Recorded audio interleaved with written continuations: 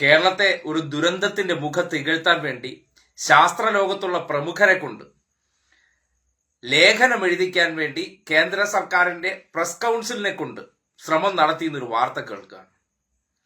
ദുരന്തമുഖത്തും നമുക്ക് കുതുകാൽ വെട്ടാനായിട്ട് ആരെങ്കിലും പരിശ്രമിക്കുന്നുണ്ടെങ്കിൽ മനസ്സിലാക്കേണ്ട ഒറ്റ കാര്യമേ ഉള്ളൂ, അവർ ഇനി ഏത് ഘട്ടത്തിലായിരുന്നാലും നമ്മുടെ ശത്രുക്കൾ തന്നെ ആയിരിക്കും എന്നുള്ളത്. നമ്മുടെ നാടിനെ സംബന്ധിച്ച് നോക്കുകയാണെങ്കിൽ വലിയ പിന്തുണയാണ് വയനാട് ദുരന്ത സന്ദർഭത്തിൽ കേന്ദ്രം നൽകിയതെന്ന് മുഖ്യമന്ത്രി ആവർത്തിച്ച് പറഞ്ഞു. കാര്യം ഈ ദുരന്തമുണ്ടായ സന്ദർഭത്തിൽ തന്നെ പ്രധാനമന്ത്രിയും കേന്ദ്ര ആഭ്യന്തരമന്ത്രി ഹോം മിനിസ്റ്റർ ആയിട്ടുള്ള അമിത്ഷാ ഉൾപ്പെടെയുള്ളവർ നേരിട്ട് വിളിച്ചു, വേണ്ട സഹായങ്ങളെല്ലാം ചെയ്യാമെന്ന് അറിയിച്ചു എന്ന് പറഞ്ഞു. എന്നിട്ട് എന്താണിപ്പോ ചെയ്തുകൊണ്ടിരിക്കുന്ന പ്രവർത്തനം എന്ന് കണ്ടില്ലേ? ഇക്കഴിഞ്ഞ ഈ പ്രളയത്തോട് തുടർന്ന്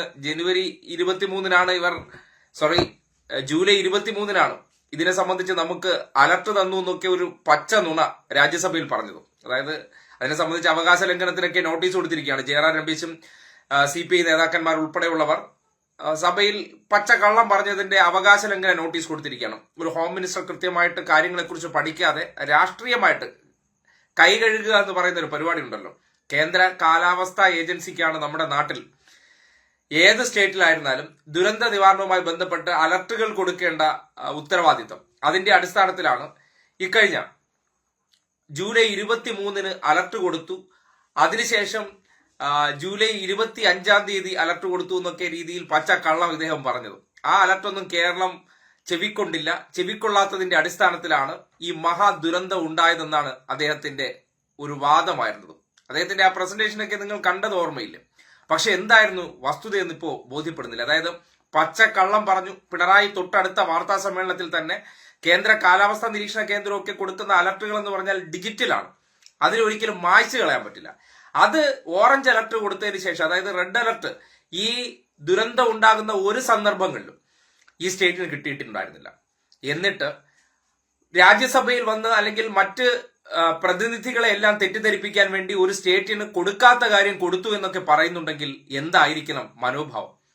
ശാസ്ത്ര മേഖലയിലെ ആൾക്കാരോട്, അതായത് ശാസ്ത്രജ്ഞരോട് വിളിച്ചിട്ട് കേന്ദ്ര സർക്കാർ ആവശ്യപ്പെടുകയാണ്, നിങ്ങൾ എതിരായിട്ടൊരു ആർട്ടിക്കിളൊക്കെ എഴുതി വിടണം. കാര്യം ഞങ്ങളുടെ ആൾക്കാർക്ക് പ്രചരിപ്പിക്കാൻ എന്തെങ്കിലും ഒരു എലമെന്റ് വേണമല്ലോ. കണ്ടില്ലേ ഇന്ന ശാസ്ത്രജ്ഞൻ അതിനെക്കുറിച്ച് പറഞ്ഞിരിക്കുന്നത്.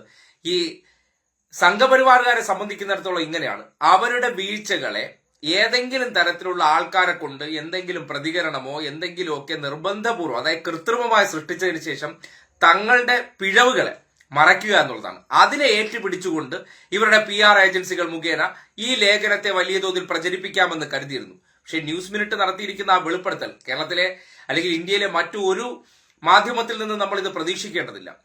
ഇത്രയും വലിയൊരു ഗൂഢാലോചന നടത്തി എന്നുള്ള വിവരം പുറത്തേക്ക് ഒരു മാധ്യമത്തിലൂടെ വരുമ്പോൾ സ്വാഭാവികമായിട്ട് ഇനി അടുത്ത സ്റ്റെപ്പ് എന്ന് പറഞ്ഞാൽ അറിയാലോ, ഈ പ്രദീപ് കാർസെ പോലുള്ളവരെയൊക്കെ എന്താണ് ചെയ്തത്?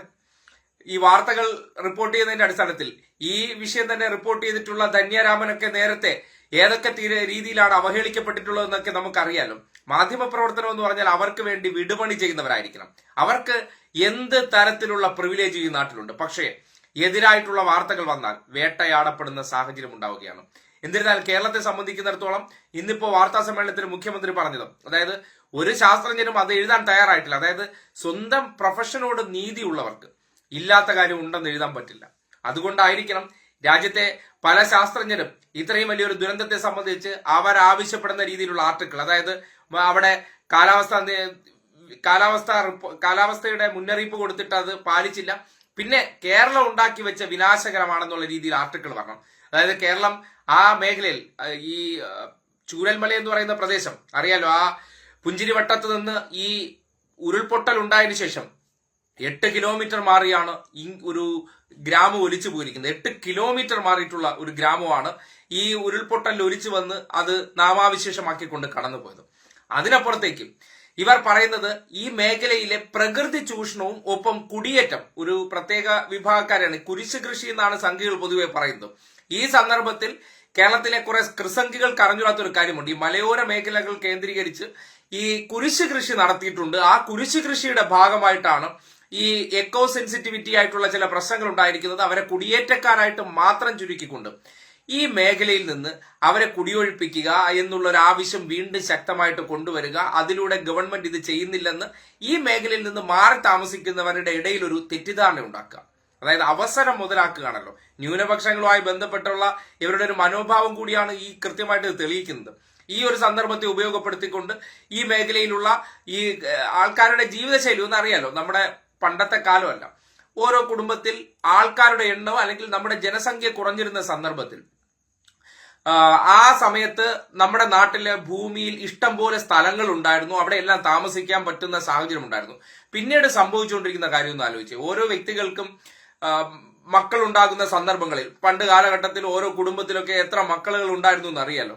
10 പേരും 7 പേര് 8 പേര് 5 പേര്. അപ്പോൾ സ്വാഭാവികമായിട്ട് അവർക്കുണ്ടായിരുന്ന ഭൂസ്വത്തുകളെല്ലാം ഡിവൈഡ് ചെയ്ത് പോകുമ്പോൾ അതിനനുസരിച്ച് ആൾക്കാർ ചുരുങ്ങി പലയിടത്തും കൺജസ്റ്റഡ് ആയി താമസിക്കേണ്ടി വരുന്നുണ്ട്. കാര്യം പോപ്പുലേഷൻ പിന്നീട് അന്നത്തെ കാലഘട്ടത്തിൽ 5 പേരുണ്ടായിരുന്നെങ്കിൽ പിന്നീട് അത് 10 ആയി മാറുന്ന സാഹചര്യമുണ്ട് അടുത്ത തലമുറയിലേക്ക് എത്തുമ്പോൾ. ഇപ്പോൾ അത് നോർമലൈസ് ചെയ്ത് ചുരുങ്ങി വരുന്ന സാഹചര്യമുണ്ടായി.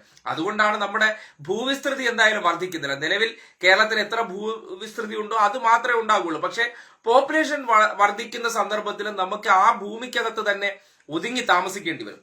ഇത് വളർച്ചയുള്ള ഒരു സാധനമല്ലല്ലോ. അപ്പോൾ അതുകൊണ്ടാണ് നമ്മുടെ പല മേഖലകളിലും ആൾക്കാർക്ക് താമസിക്കേണ്ടി വരുന്നത്. അപ്പൊ ഈ കുരിശ് കൃഷി ഇപ്പൊ തന്നെ നിങ്ങൾ കുടിയിറക്കണം, എക്കോ സെൻസിറ്റിവിറ്റി ഏരിയ ആണ്, അല്ലെങ്കിൽ ഗാഡ്ഗിൽ റിപ്പോർട്ട് കണ്ടില്ലേ, അവിടെ കുടിയേറ്റക്കാരെ ഒഴിപ്പിക്കണമെന്ന്. ഒരു സുപ്രഭാതത്തിൽ, അതായത് 2-3 തലമുറയായിട്ട് അവിടെ താമസിക്കുന്നവരാണ് ആ മനുഷ്യർ. ഒറ്റ സുപ്രഭാതത്തിൽ ഗാഡ്ഗിൽ പറഞ്ഞു എന്ന് കരുതി എല്ലാത്തിനെയും കൂടെ കുടിയൊഴിപ്പിച്ചുകൊണ്ട് എങ്ങോട്ട് ഇറക്കി വിടണം? തെരുവിലേക്ക് അങ്ങ് ഇറക്കി വിടണം. അതാണ് ഹീറോയിസം. അവരാണ് പ്രകൃതിയെ നശിപ്പിക്കുന്നവർ. കാര്യം അവരുടെ അപ്പൂപ്പന്മാരൊക്കെയാണ് ഈ പ്രദേശത്ത് പോയി താമസിക്കാൻ തുടങ്ങിയതും അതിനുശേഷം അവരവിടുത്തെ കുടിയേറ്റ കർഷകരായിട്ട് മാറി പിന്നീട് അവിടുത്തെ സ്ഥിരം ജീവനക്കാരായി, അവിടുത്തെ സ്ഥിരം താമസക്കാരായിരുന്നേ. ആ താമസക്കാരായിട്ടുള്ള മനുഷ്യരുടെ ജീവിതമെല്ലാം ആ മേഖലയുമായി ബന്ധപ്പെട്ട് കിടക്കുകയാണ്. കൃഷിയായിരുന്നാലും ശരി, തേയിലത്തോട്ടങ്ങളായിരുന്നാലും ശരി, അങ്ങനെയുള്ള മേഖലകളിലൊക്കെയുള്ള മനുഷ്യരെ ഒരു സുപ്രഭാതത്തിൽ ഇനി എന്തെങ്കിലും ഒരു റിപ്പോർട്ട് എഴുതി വെക്കുന്നവന് ഇതിനെ സംബന്ധിച്ച് ഒന്നും ചിന്തിക്കേണ്ട കാര്യമൊന്നുമില്ല. ഇവരെത്രയും മനുഷ്യരെ, ആയിരക്കണക്കിന് മനുഷ്യരെ കുടിയിറക്കി അങ്ങ് തെരുവിലേക്ക് വിട്ടുകഴിഞ്ഞാൽ എത്ര മനോഹരമായിട്ടുള്ള ഈ നിയമം നടപ്പാക്കലാണ്. അതൊക്കെ നടക്കണ കാര്യമാണ്. വേണമെങ്കിൽ ഈ കേരളം വിട്ടുള്ള ബാക്കിയുള്ളിടങ്ങളിലൊക്കെ ബുൾഡോസർ രാജ് എന്ന് പറയുന്ന ഒരു സംവിധാനമുണ്ട്. രാവിലെ ബുൾഡോസറുമായിട്ട് ചെന്നിട്ട് മനുഷ്യർ പോയി ചാവുകയോ എന്തോ ചെയ്യട്ടെ, അവനെ അനാഥമാക്കി വിടുമ്പോൾ അവരെന്ത് ചെയ്യുന്നു എന്നുള്ളത് ഒരു സർക്കാരിന്റെ ഉത്തരവാദിത്വമല്ല. അങ്ങനെ മനുഷ്യത്വ വിരുദ്ധമായി ഇടപെടാൻ കഴിയുന്നവർക്ക് അതൊക്കെ ചെയ്യാൻ വന്നേ. പക്ഷെ ഈ നാട്ടിൽ കുറച്ചുകൂടി ഉന്നത ചിന്താഗതിയുള്ള സംസ്കാരമുള്ള ഒരു നാട്ടിൽ എങ്ങനെയാണ് ഈ മനുഷ്യരെല്ലാം ഒരു സുപ്രഭാതത്തിൽ കുടിയിറക്കി വിടുന്നത്? പിന്നെ ഈ പ്രദേശത്തിന് തൊട്ടടുത്തായിട്ട് ഖനനം ഉണ്ടായിരുന്നു, പാറ ഖനനം ഉണ്ടായിരുന്നതാണ് ഈ അപകടത്തിന് കാരണമെന്നൊരു റിപ്പോർട്ട് കിട്ടണം. പക്ഷെ എന്താണ് വസ്തുത? ഈ പ്രദേശത്തിന് 10 കിലോമീറ്റർ അപ്പുറമാണ് ഖനനമുള്ളത്. അതായത് ഈ പുഞ്ചിരിവട്ടത്തിന് 10 കിലോമീറ്റർ അപ്പുറം.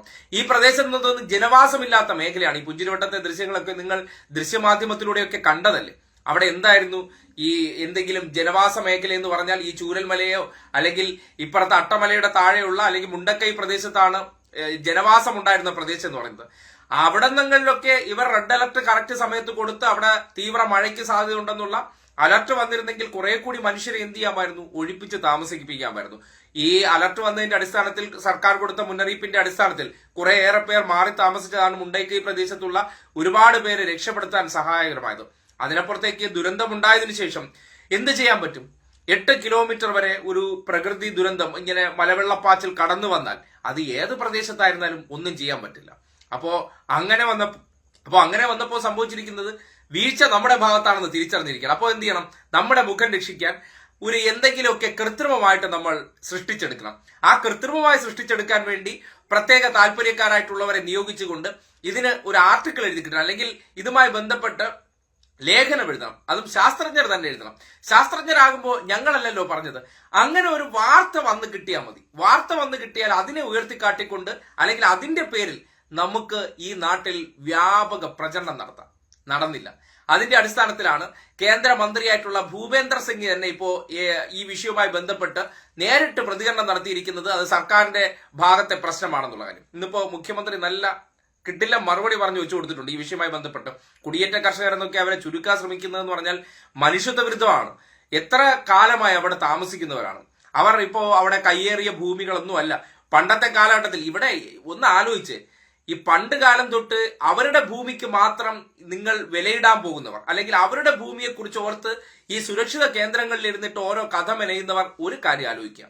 ഇവിടത്തെ എല്ലാ ഭൂമിയും മനുഷ്യർക്ക് കിട്ടിയിരിക്കുന്നത് അത് കുറെ കാലം താമസിച്ചതിന്റെ അടിസ്ഥാനത്തിൽ പിന്നീട് ഇതെല്ലാവർക്കും ഭൂമിയൊന്നും ഇല്ലായിരുന്നല്ലോ. ഭൂപരിഷ്കരണ നിയമം തൊട്ട് തന്നെ പലരുടെയും കയ്യിലിരുന്നത് അല്ലെങ്കിൽ പല മേഖലകളിൽ താമസിച്ചിരുന്ന മനുഷ്യർക്കെല്ലാം അത് പതിച്ചു കൊടുക്കുകയാണ് ചെയ്തത്. ഇവൻ ആദിവാസികൾക്ക് എന്ത് ചെയ്യാൻ പറ്റും? കാടിനകത്താണ് താമസിക്കുന്നത്, അത് എക്കോ സെൻസിറ്റിവിറ്റി ഏരിയ ആണ്. ജീവനുകളല്ലേ? ആണോ? ജീവനുകളല്ലേ? അവിടെ താമസിക്കുന്നവരാണ്, അവിടെ ജന്മം കൊണ്ടവരാണ്. എന്ത് ചെയ്യാൻ പറ്റും? ഒരു മനുഷ്യത്വപരമായിട്ട് ചിന്തിക്കുന്നവരുടെ അടുത്തേ നമുക്ക് ഇതിനെ കുറിച്ചൊക്കെ സംസാരിക്കാൻ പറ്റുള്ളൂ. പിന്നെ ഹീറോയിസ്റ്റിക് ഇതിലെ ശൈലിയിലൊക്കെ മറ്റേ നോർത്തിലൊക്കെ നടക്കും പോലെ അവർക്ക് ചില അതായത് അദാനിമാർക്ക് ചില കോൾപ്പാടങ്ങൾ കൊടുക്കണം. ആ പ്രദേശത്തുള്ള മനുഷ്യരെയൊക്കെ ഒറ്റ രാത്രി കൊണ്ട് അടിച്ചിറക്കി വിടുകയാണ്. ഏതുപോലെ നമ്മുടെ 6-ാം തമ്പുരാനിൽ പറയും പോലെ ഒറ്റ രാത്രി കൊണ്ട് ധാരാവി ഒഴിപ്പിച്ചു വിട്ട ജഗന്നാഥനെ പോലെയാണ് അവരുടെ ഹീറോകളെല്ലാം ഉള്ളത്. അങ്ങനെ ഡയലോഗുകളിൽ പോലും അത്തരം ഹീറോകളാണ് അവർക്ക് അവരുടെ ഏറ്റവും വലിയ ടീംസ് എന്ന് പറഞ്ഞാൽ ഇതുപോലുള്ള പ്രവർത്തനങ്ങൾ ചെയ്യണം. ഡയലോഗ് ഉണ്ടെങ്കിലും ധാരാവി എന്നുള്ള ഒരു സ്ട്രീറ്റ് ഒറ്റ രാത്രി കൊണ്ട് ഒരു ജഗന്നാഥൻ, ഇനി ഒരു രാത്രിയല്ല പല രാത്രികൾ ഈ തലയിൽ കുത്തി വിചാരിച്ചാൽ നടക്കാത്ത കാര്യമാണ്. പക്ഷെ ഡയലോഗുകളിലൂടെ അങ്ങനെ ഹീറോയിസ്റ്റിക് പരിവേഷം കിട്ടുന്നവരുണ്ട്. അതുപോലെ ഈ മേഖലയിലുള്ളവരെ എല്ലാം കുടിയൊഴിപ്പിച്ചു വിടണം.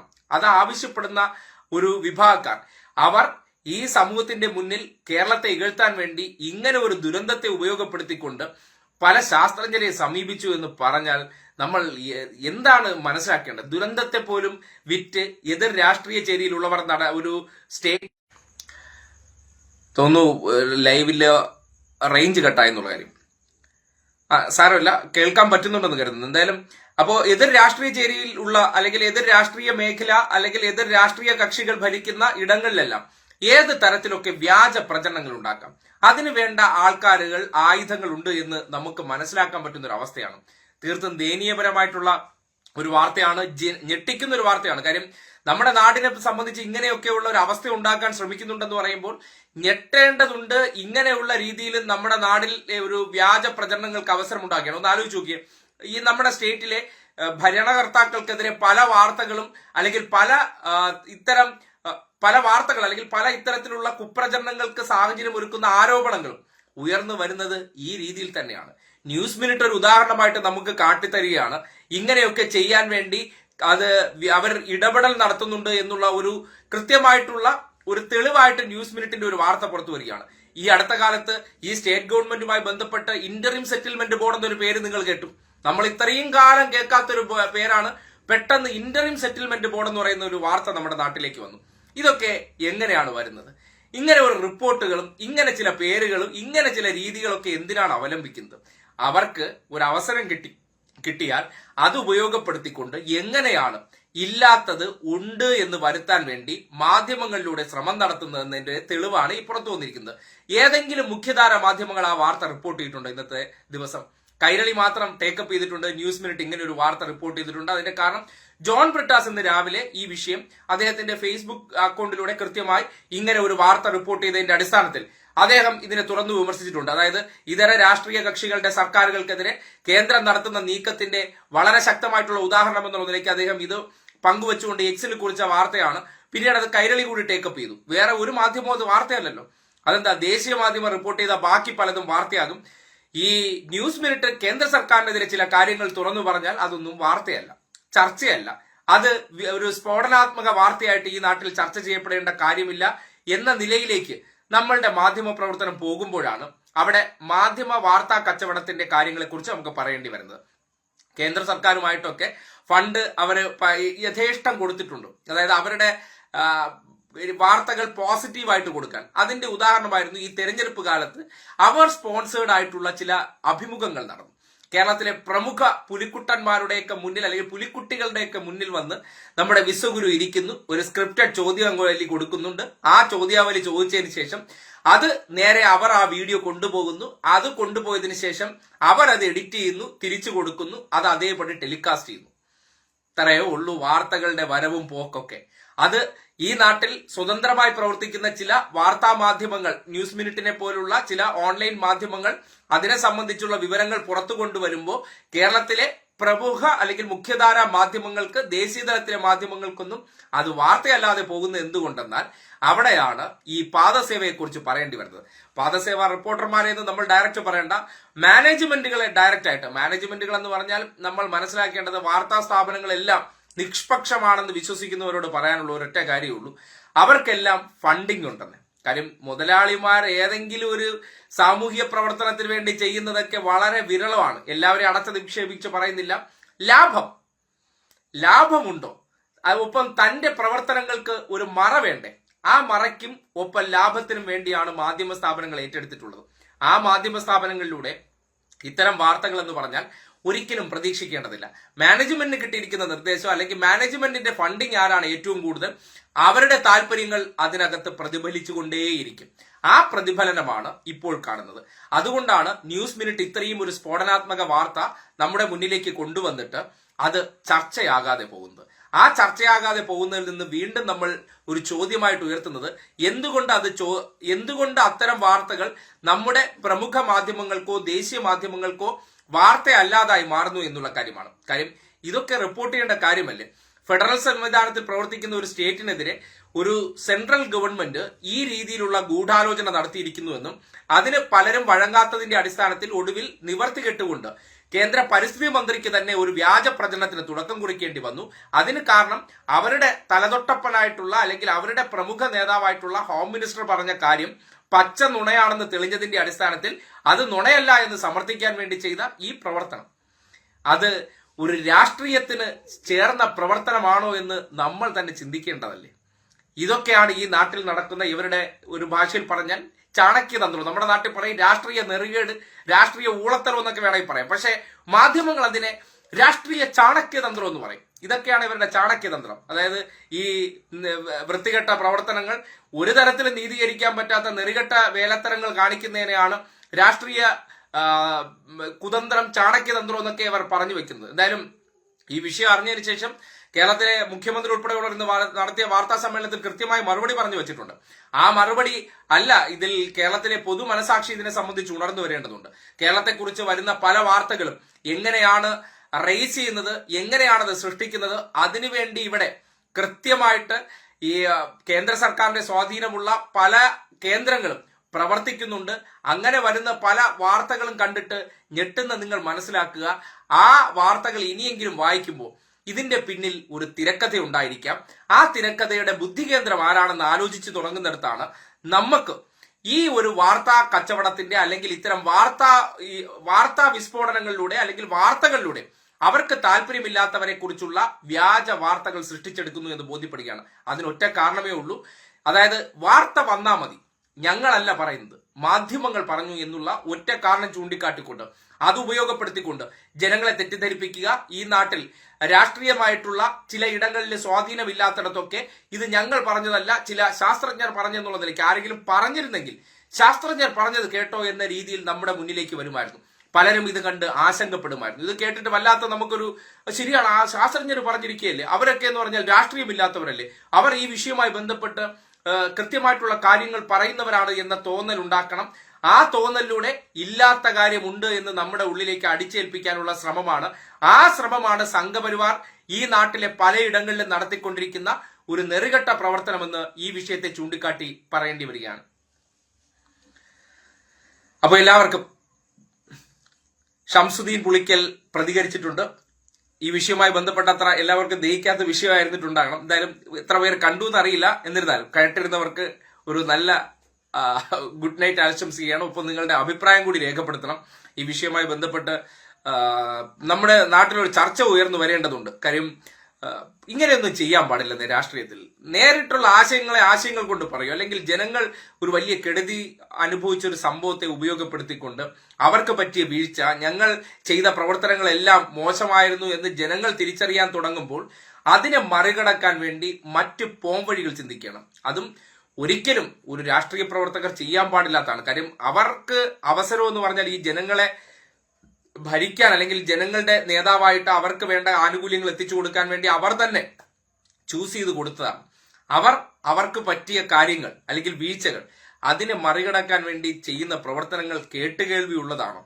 ഇങ്ങനെയൊക്കെയാണ് രാഷ്ട്രീയം വളർത്തുന്നതെന്നും അവരുടെ രാഷ്ട്രീയത്തിന് ട്രേഡ് മാർക്ക് അല്ലെങ്കിൽ നല്ല മാർക്ക് കിട്ടാൻ വേണ്ടി ചെയ്യുന്ന പ്രവർത്തനങ്ങൾ എന്തൊക്കെയാണെന്നൊന്ന് സാധാരണ ജനം മനസ്സിലാക്കിയിരിക്കണം. സംഘപരിവാറിന്റെ കേന്ദ്രങ്ങളിൽ ഇത്തരം വിഷയങ്ങളിൽ വെള്ളപൂശാൻ ആള് കൂടുതലുണ്ട്. ഇപ്പുറത്തെ ഭാഗത്തേക്ക് വരുമ്പോൾ കൂടുതൽ ആൾക്കാർ കുറവാണ് ഈ വിഷയത്തെ സംബന്ധിച്ചൊക്കെ സംസാരിക്കാനായിട്ട്. അതുകൊണ്ടാണ് ഇവർക്ക് ചെയ്യുന്ന കാര്യങ്ങൾക്ക് പലതിനും പലതരത്തിലുള്ള നാവുകൾ ഉപയോഗപ്പെടുത്തി ഇങ്ങനെ കുപ്രചരണങ്ങൾക്ക് ഒരു വേഗത ഉണ്ടാകുന്നത്.